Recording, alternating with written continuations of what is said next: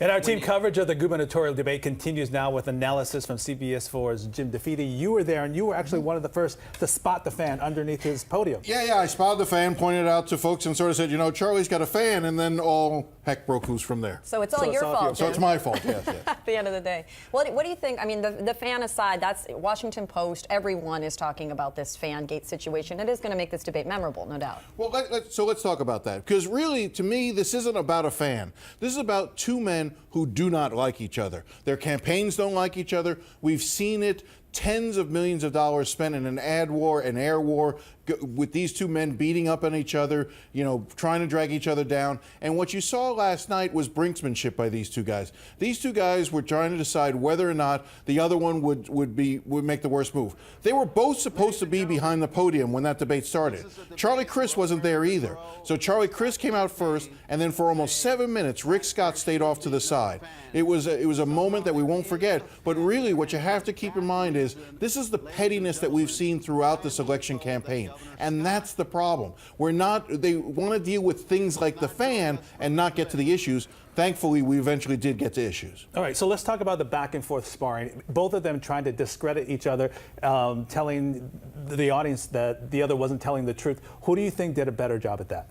Well, look, I think that clearly the fan issue ended up hurting Rick Scott more because he looked flummoxed a little bit throughout the debate. He was a little bit off. He seemed at times. He had his talking points. He was very, very much on message. Charlie lost 830,000 jobs. Now, if the public believes that Charlie Crist is responsible for the economic downturn and that the 830,000 jobs fall under his watch and that he therefore is responsible for them, then that's an effective message. But he kept coming back to that time and time again.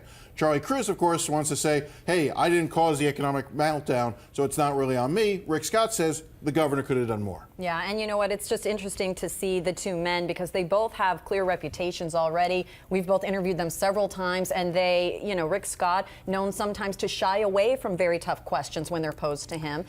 Crist, the opposite, very much a smooth talker, if you will. I thought there was one question in particular where you saw that clear. We asked about whether or not the Trayvon Martin case with George Zimmerman, whether or not justice was served in that case. You saw Rick Scott sort of take a deep breath and sigh before trying to answer that question. It was very telling in that point. And he talked about, he went to the parents of Trayvon Martin and about what a great job they did through this entire thing. Charlie Crist pivoted immediately to Stand Your Ground and said we need to repeal Stand Your Ground. Rick Scott was asked, should we repeal Stand Your Ground, the law that allowed this to sort of happen? Rick Scott said no. It was another one of those clear distinctions. All right, Jim, if you were undecided yesterday and you tuned in, who did the better job of swaying you in their direction? Well, again, I hate trying to figure winners and losers in debates because it's so variable. Look, I don't know that there's a lot of undecided still left in this race.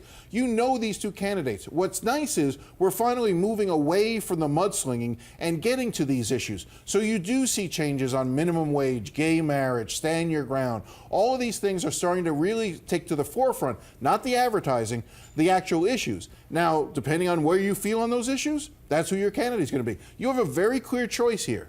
You know, it's not as if you believe in Rick Scott but decide to vote for Charlie Crist. You know what these two candidates stand for. If they match your ideals, that's who you're going to vote for. And that is why we hold debates, so we can have an honest forum in the public eye. And for 7 minutes, we almost didn't have one. It's true. All right. All right, Jim, thanks for being here. And thanks, finally, we know who exploded the fan gate. It's all Jim's fault, FYI.